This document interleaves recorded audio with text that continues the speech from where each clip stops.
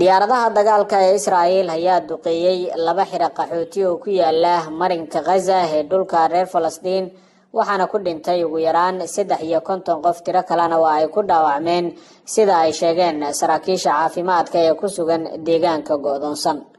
weeraradii Axadii ayaa yimid iyadoo ay Israa'iil sheegtay inay sii wadi doonto weerarkeeda ka dhanka Xamaas inkastoo ay jiraan baaqi caalami ah oo ku aadan xabad joojin ama hakin dagaalka ka socda halkaasi. duqeymo dhanka cirka ah ayaa habeennimadii xalay lagu garaacay xirada qaxootiga ee Maghazi ee bartamaha Gaza halkaasi oo ay ku dhinteen ugu yaraan 40 qof 34 kalena ay ku dhaawacmeen sida ay sheegtay wasaaradda caafimaadka.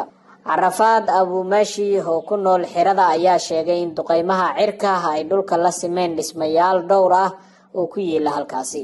xirada oo ahayd meel la dego ayaa ku taala aaga laga qaxay halkaas oo militariga Israa'iil ay ku booriyeen dadka rayidka ah ee reer Falastiin inay magangalyo raadsadaan.